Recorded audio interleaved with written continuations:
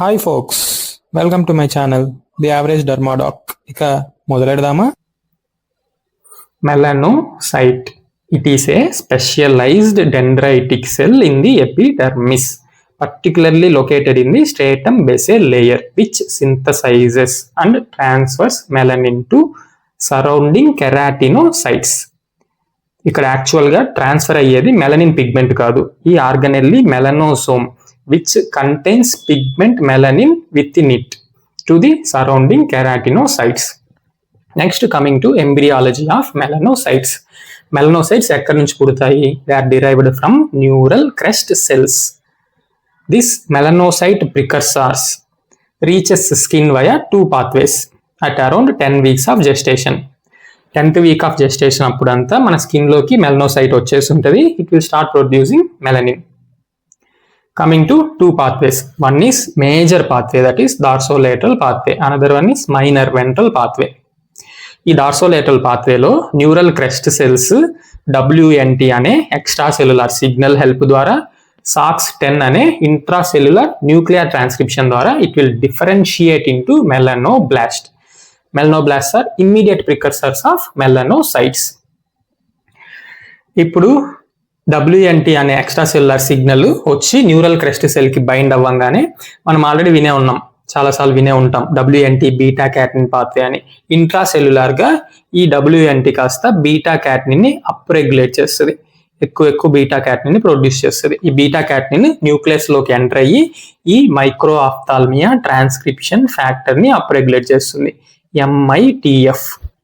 Same SOX10 already neural crest cell యొక్క nucleus లో ఉంటుంది, అది MITF ని అప్ రెగ్యులేట్ చేస్తుంది. సో బోత్ WNT SOX10 కాస్త MITF ని అప్ రెగ్యులేట్ చేస్తుంది. ఈ MITF ఉన్న సెల్ ని మనం ఇంక నుంచి న్యూరల్ క్రెస్ట్ సెల్ అని పిలవం. It is a differentiated melanoblast from neural crest cell. So ఇంక నుంచి మెలనోబ్లాస్ట్ దాని యొక్క డెస్టినేషన్ అయిన స్కిన్ రీచ్ అవ్వడానికి various extra cellular signals help చేస్తాయి. ఏంటివి అవి? ఫస్ట్ వచ్చేసి stem cell factor, also known as kit ligand.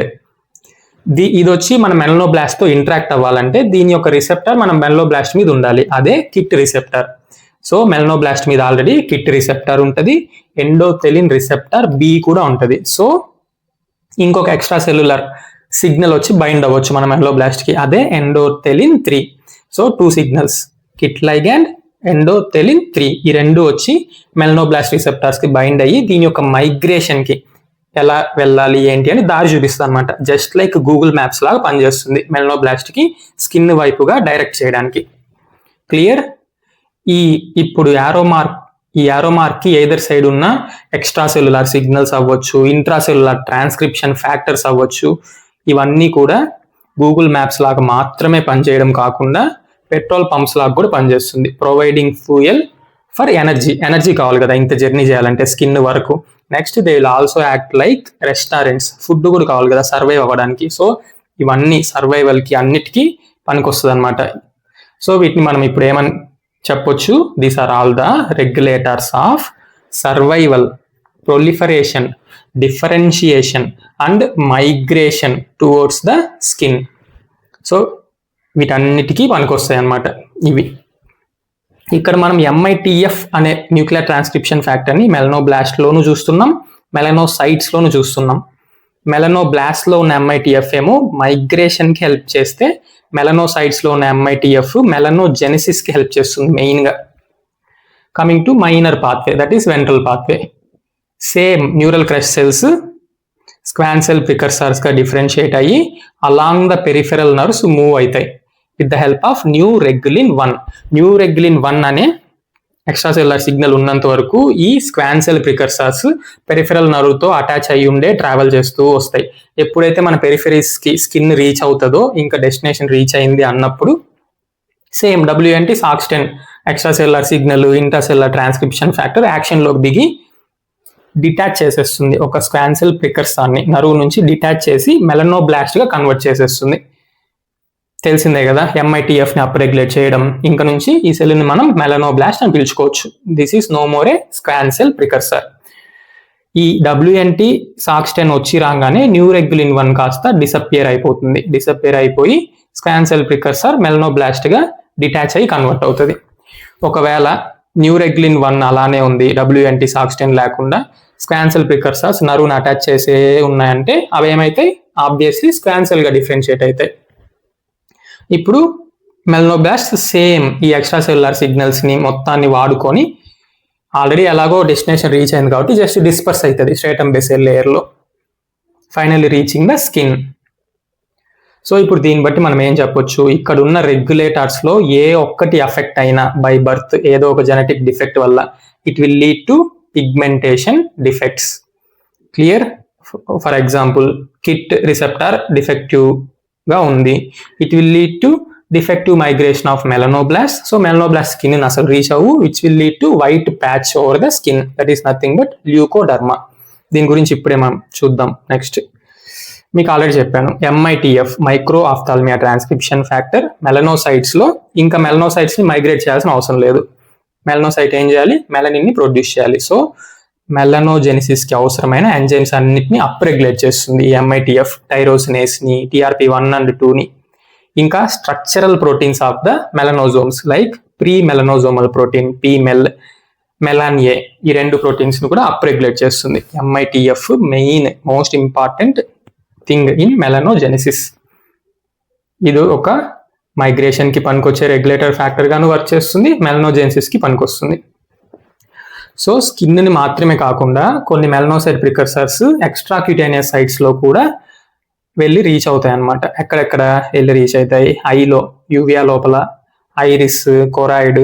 So different colours of iris ఎందుకు వస్తుంది అంటే ఇక్కడ మెలనోసైట్స్ మెలనిన్ యొక్క పర్సంటేజెస్ బట్టి. Next inner ear like cochlea, leptomeninges అంటే inner 2 layers of meninges. So ఈ ఎక్స్ట్రా క్యూటేనియస్ సైట్స్ లో కూడా మెలనోసైట్స్ ఉంటాయి.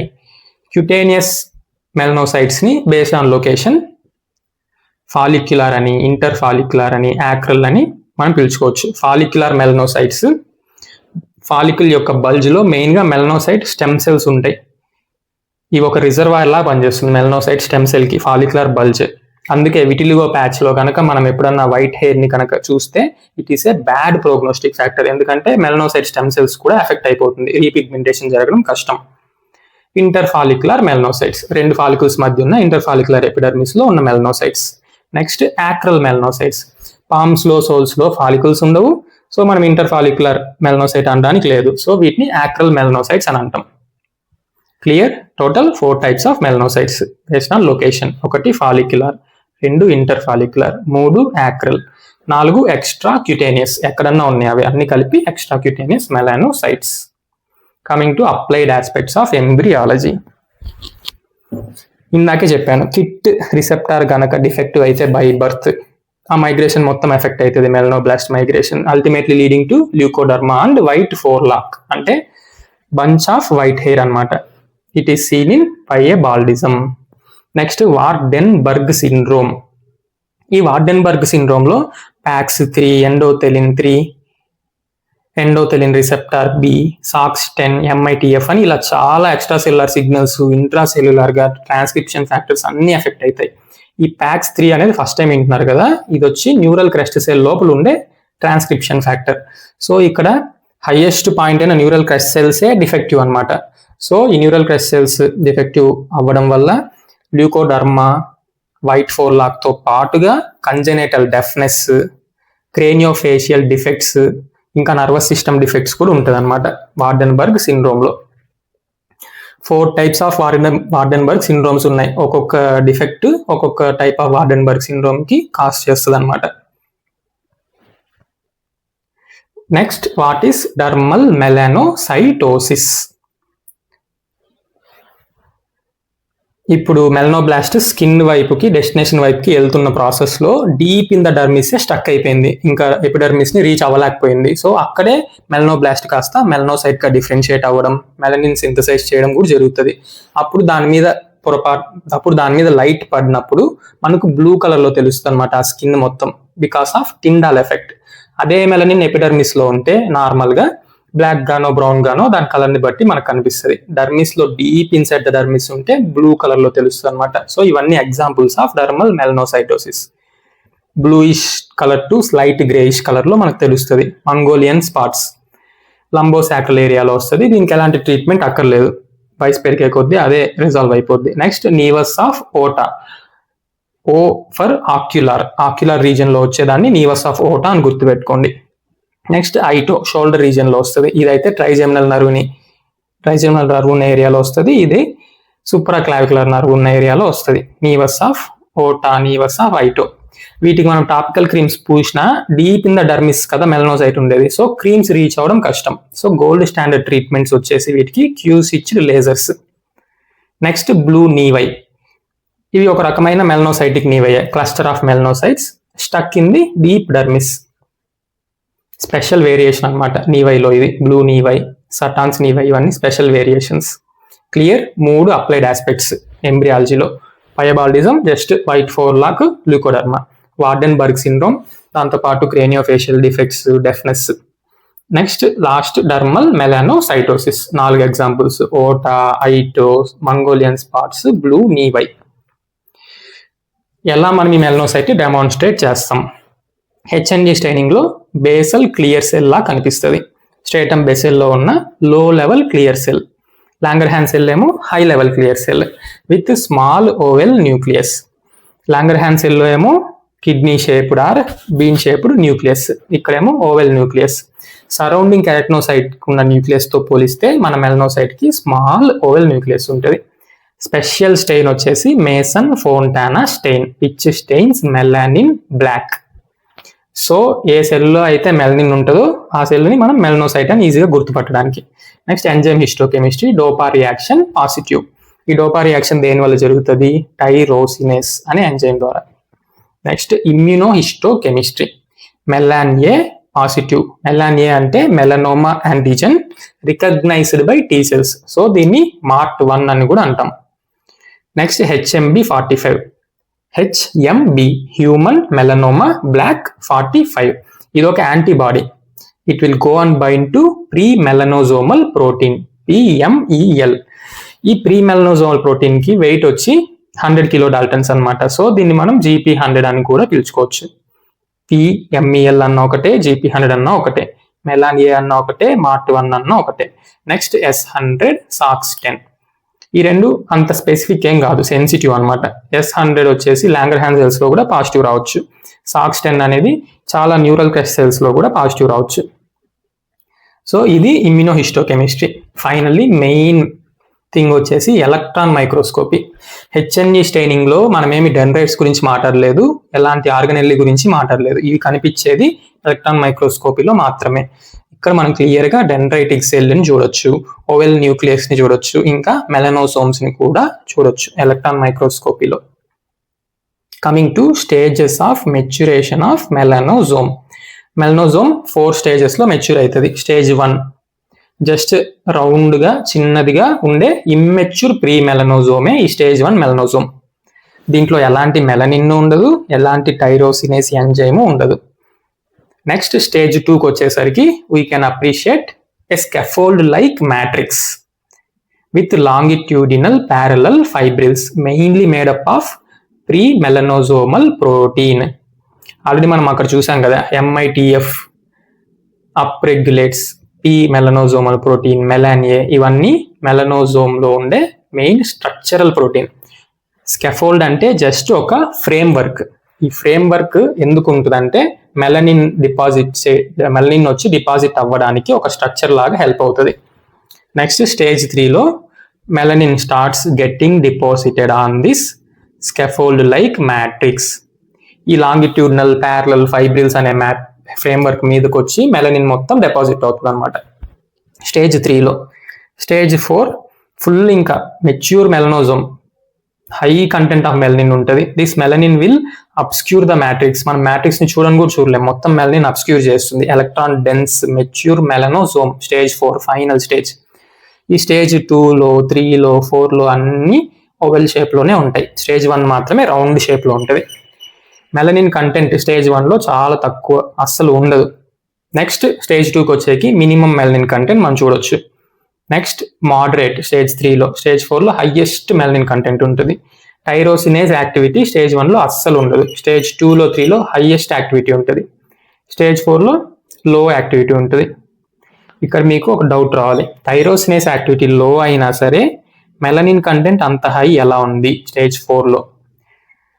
ఈ ఎంజైమ్ ఈ టైరోసినేస్ అనే ఎంజైమ్ ఇనీషియల్ స్టెప్స్ లో మాత్రమే అవసరం. ఫైనల్ గా మెలనిన్ ఫామ్ అయ్యేది పొలిమరైజేషన్ ద్వారా. సో ఇక్కడ ఎంజైమ్ లో ఉన్న ఆల్రెడీ ఇనీషియల్ స్టేజెస్ లో స్టేజ్ 3లోనే పర్ఫామ్ చేస్తుంది దాని పనంతా. ఫైనల్ గా పొలిమరైజేషన్ ద్వారా మెలనిన్ హైయెస్ట్ కంటెంట్ లోకి వెళ్ళిపోద్ది స్టేజ్ 4 మెలనోజోమ్ లో. Clear? Features of stages of melanosomes చూసాం కదా. ఇప్పుడు ఇక్కడ ఈ డయాగ్రామ్ లో మీరే నాకు ఏ స్టేజ్ లో ఏ మెలనోజోమ్ ఉందో చెప్తే నేను ఇక్కడ లేబుల్ చేస్తాను. ఇక్కడ మీరు క్లియర్ గా గమనించవచ్చు, రౌండ్ గా చిన్నదిగా అసలు మెలనిన్ లేదు, ఎలాంటి ఎంజైమాటిక్ యాక్టివిటీ లేని ఒక ఆర్గనెల్ ఉంది. ఇదే స్టేజ్ 1 మెలనోజోమ్. నెక్స్ట్ స్టేజ్ 2 ఎలా ఉంటుంది? Stage 2 longitudinal, parallel, fibrils, scaffold like framework of matrix ఉంటుంది. సో ఇది స్టేజ్ 2. ఆ ఫీచర్స్ అన్ని ఉన్నాయి కదా. Next melanin starts depositing on the matrix, అదే స్టేజ్ 3. ఇక్కడ మీరు క్లియర్ గా చూడొచ్చు, మెలనిన్ ప్రొడక్షన్ స్టార్ట్ అయింది, మోడరేట్ అమౌంట్ లో ఉంది మెలనిన్. ఇంకా మనం మ్యాట్రిక్స్ ని చూడగలుగుతున్నాం, parallel fibrils, longitudinal parallel fibrils ని. ఇది వచ్చేసి stage 3. Final stage melanin obscures the matrix completely. మనం మ్యాట్రిక్స్ నే చూడలేం, ఓన్లీ మెలనిన్ నే ఉంటుంది మొత్తం, ఎలక్ట్రాన్ ఒపేక్ ఆర్గనెల్లీ. స్టేజ్ 4 ఇక్కడ స్టేజ్ 1 తప్ప మిగిలినవన్నీ ఓవెల్ షేప్ లో ఉన్నాయి. స్టేజ్ 1 వచ్చేసి రౌండ్ షేప్ లో ఉంది. క్లియర్? నెక్స్ట్ మెలానోజెనెసిస్. ఈ మెలనోజోమ్ లో మెచ్యూర్ అయ్యే కొద్దీ మెలనోజెన్సిస్ కూడా ఇంక్రీజ్ అవుతూ ఉంటుంది అనమాట. ఈ మెలనోజెన్సిస్ ని ఏది స్టిమ్యులేట్ చేస్తుంది? మెయిన్ గా యువి రేడియేషన్. ఇవన్నీ కూడా regulators of melanogenesis. Next melanocyte stimulating hormone. Next ACTH కూడా మెలనోసైట్ స్టిమ్యులేటింగ్ హార్మోన్ యాక్టివిటీ ఉంటుంది. అందుకే మనకు అడ్డిసన్స్ డిసీజ్ లో ఎక్సెసివ్ ఏసిటిహెచ్ ఉండడం వల్ల ఎక్సెసివ్ మెలనోజెన్సిస్ జరిగి hyperpigmentation of the skin చూస్తాం. Coming to melanogenesis. ఫస్ట్ మనకు టైరోసినేస్ అనే ఎంజైమ్ డోపాగా కన్వర్ట్ అవుతుంది with the help of tyrosine అనే అమైనో యాసిడ్ డోపాగా కన్వర్ట్ అవుతుంది with the help of tyrosinase enzyme which requires copper as a cofactor. ఇక్కడ ఏం జరుగుతుంది? టైరోసిన్ డోపాగా కన్వర్ట్ అవ్వాలంటే హైడ్రాక్సిలేషన్. సో ఈ టైరోసినేస్ అనే ఎంజైమ్ ని ఇక్కడ మనం టైరోసిన్ హైడ్రాక్సిలేస్ అని కూడా పిలుచుకోవచ్చు. క్లియర్? ఇప్పుడు డోపా కాస్త డోపా క్వినోన్ గా కన్వర్ట్ అవ్వడానికి ఆక్సిడేషన్ జరుగుతుంది with the help of same enzyme tyrosinase. So దీన్ని కూడా మనం డోపా ఆక్సిడేస్ అని కూడా పిలుచుకోవచ్చు. సో ఈ 2 steps most important steps in melanogenesis. It is catalyzed by the enzyme tyrosinase which is a rate limiting enzyme. అంటే ఈ enzyme ని కనుక మనం బ్లాక్ చేసేస్తే మెలనోజెన్సిస్ ని కంట్రోల్ చేయగలం, ఎందుకంటే ఇదే main enzyme, rate limiting enzyme. ఇలా మనం బ్లాక్ చేసే క్రీమ్స్ ని కొన్ని తయారు చేసుకున్నాం అంటే వాటిని డీపిగ్మెంటింగ్ ఏజెంట్స్ గా కూడా వాడుకోవచ్చు. We will see the list of tyrosinase inhibitors. Main most potent వచ్చేసి హైడ్రోక్వినాన్. ఆర్బ్యూటిన్ హైడ్రోక్వినాన్ నే రిలీజ్ చేస్తుంది కానీ కొంచెం less potent. Kojic acid, thiamidol, azelaic acid, ascorbic acid ఇవన్నీ కూడా tyrosinase inhibitors which will be prescribing frequently as depigmenting agents. Hyperpigmentation disorders కి వాడుతుంటాం because they will inhibit this rate limiting enzyme.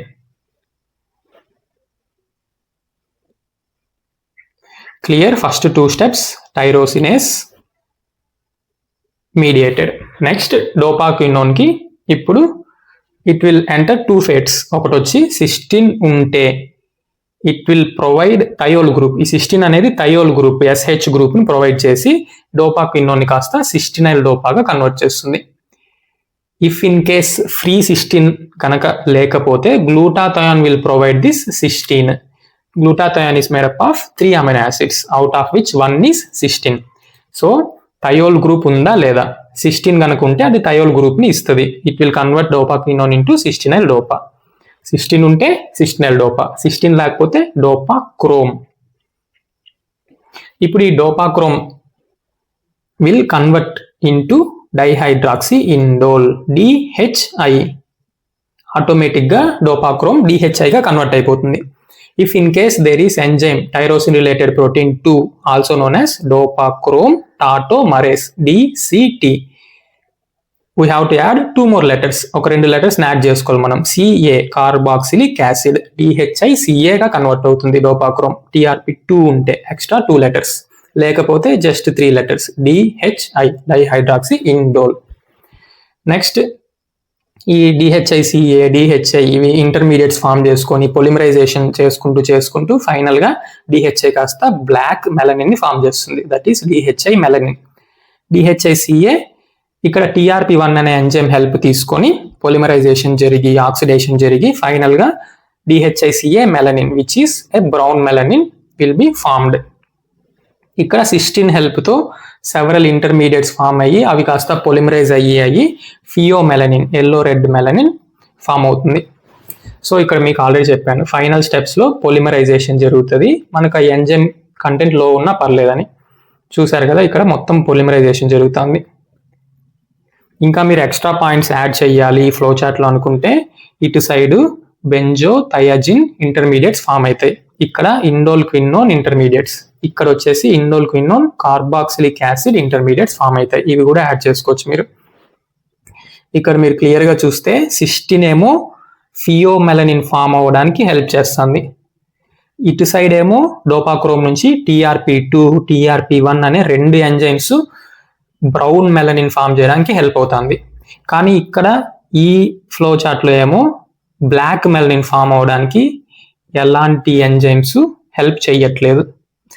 So మనకి ఎలాంటి help దొరకకపోతే ఆ పనిని మనమే ఎలాగన్నా చేసుకొని స్ట్రాంగ్ అయినట్టుగానే ఇక్కడ కూడా ఈ బ్లాక్ మెలనిన్ స్ట్రాంగెస్ట్ మెలనిన్ అనమాట, with highest molecular weight insoluble, వేరాస్ pheomelanin is soluble in alkali with low molecular weight. Brown melanin is also partially soluble with intermediate molecular weight. Here strongest insoluble melanin is black melanin, DHI melanin. ఈ 2 brown black melanins 2 కూడా eumelanins. Eumelanin provides more protection from UV radiation and oxidative stress. Keratinocyte లో ఉన్న nucleus మీదకి UV radiation పడితే it will have a danger of mutations and cancer. So ఇక్కడ protection more కాబట్టి there is less risk of skin cancer. whereas pheomelanin will provide less protection against UV radiation. Sometimes pheomelanin reactive oxygen species ni produce చేసేస్తుంది oxidative stress కి తట్టుకోలేకుండా. So there is more risk of skin cancer in fair skinned individuals who are having red hair. So pheomelanin is of less protection, eumelanin is for more protection. So dark skin Indian skin ఉన్న people ఏమో కొంచెం safe అనమాట skin cancers నుంచి because of more eumelanin. Coming to EMU అంటే epidermal melanin unit. Each melanocyte transfers melanosomes to nearly 36 keratinocytes. This one melanocyte is to 36 keratinocytes together called emu అంటే ఇక్కడ కనిపిస్తున్న emu board కాదు, emu అంటే epidermal melanin unit. Number of melanocytes అనేవి అందరిలో common గా same ఉంటుంది, బట్ ఎందుకు డిఫరెన్స్ ఇన్ కలర్ ఉంది ప్రతి ఒక్క ఇండివిజువల్ కి, ఎందుకు డిఫరెంట్ కలర్ లో ఉన్నారంటే it is only because of melanosomes. Melanocytes number ఏమో సేమే, కానీ మెలనోజోమ్ యొక్క size, number, distribution, degradation, activity and type of melanin that melanosome is producing, ఇవన్నిటి వల్ల డిఫరెన్స్ ఇన్ కలర్స్ ఉంటుంది. ఇప్పుడు మనం కామన్ సెన్స్ వాడి ఒక డార్క్ స్కిన్ ఇండివిజువల్లో ఎలాంటి ఫీచర్స్ ఉంటాయి మెలనోజోమ్కి చూద్దాం. సైజ్ ఎలా ఉంటుంది? Bigger in size, number more in number, distribution distributed widely, single individual melanosomes are distributed widely within the keratinocyte. Degradation will occur very slow, activity is high, it will produce which type of melanin? eumelanin. That's why an individual will get dark skin. ఇదే సినారియోని exact reverse చేస్తే that individual will be fair in colour. ఆ features ఏవో కూడా చూద్దాం. ఒక individual ఫెయిర్గా ఉండాలంటే ఆ ఇండివిజువల్లో మెలనోజోమ్స్ ఎలా ఉంటాయి? First size will be small, lesser in size. Number will also be lesser when compared to dark skinned individual. Distribution, they will be distributed in clusters to small area. Degradation will be fast ga degrade అయిపోద్ది మెలనోజోమ్. Activity will be lesser than dark skinned individual. Type of melanin, obviously pheomelanin. That's why an individual will be fair in color. Density of melanocytes are around 1000 to 2000 per mm square. Density అంటే number of cells per unit area. ఇక్కడ ఒక్క mm square unit area కి 1000 to 2000 melanocytes ఉంటాయి. Highest density ఎక్కడ ఉంటుంది? Face లో, జెనైటేలియాలో. Lowest trunk మీద యాక్రల్ స్కిన్ మీద lowest of the lowest density ఉంటుంది మెలనోసైట్స్. ఇన్ ఎవ్రీ ఇండివిజువల్ ఈ వేరియేషన్ అయితే common. Coming to transfer of melanosomes. మెలనోజోమ్స్లో మెలనోజెన్సిస్ జరిగింది, ఇప్పుడు ట్రాన్స్ఫర్ అవ్వాలి కెరటినోసైట్స్కి. ప్రొటెక్షన్ ఇవ్వడానికి కావచ్చు, కలర్ ప్రొవైడ్ చేయడం కావచ్చు, ట్రాన్స్ఫర్ అవ్వాలి.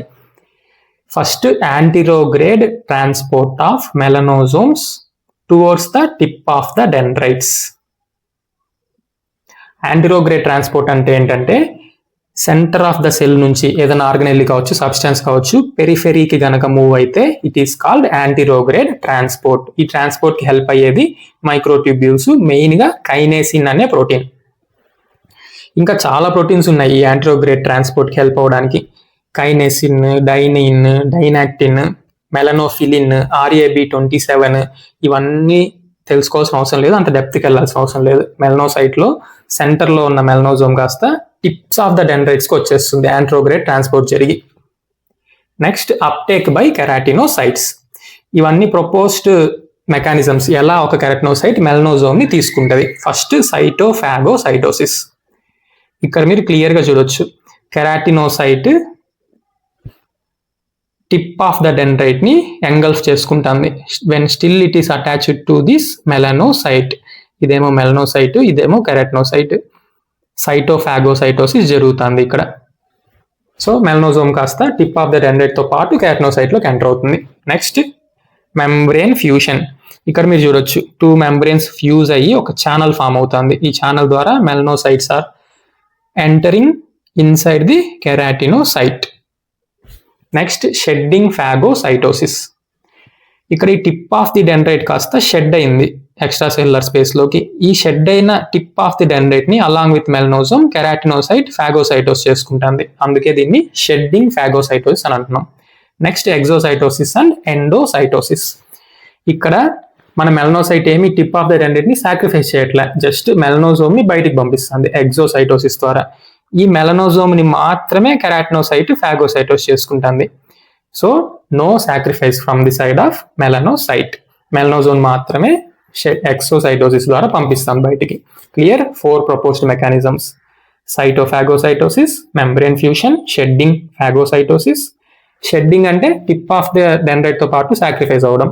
ఎగ్జోసైటోసిస్, ఎండోసైటోసిస్ అంటే ఓన్లీ మెలనోజోమే బయటికి వెళ్ళడం.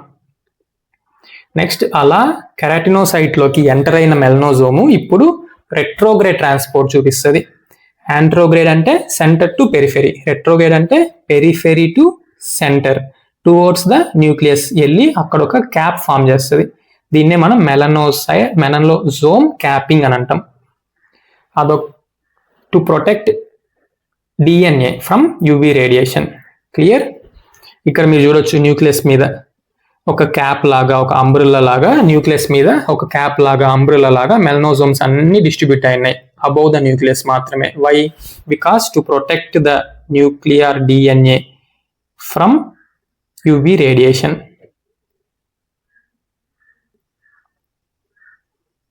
ఈ UV రేడియేషన్ నుంచి మన న్యూక్లియస్ ని ప్రొటెక్ట్ చేయడానికి మెలనోజోమ్స్ అన్ని ఒక షీల్డ్ లాగా, ఒక క్యాప్ లాగా ఫామ్ అవుతుంది అన్నమాట న్యూక్లియస్ మీద.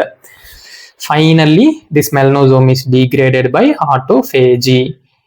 కెరాటినోసైట్ లో ఉన్న మెలనోజోమ్ వెళ్ళి లైసోజోమ్ వెళ్ళి మెలనోసైట్స్ ని ఎంగల్ఫ్ చేసుకొని బ్రేక్ చేసి డిగ్రేడ్ చేసేస్తుంది.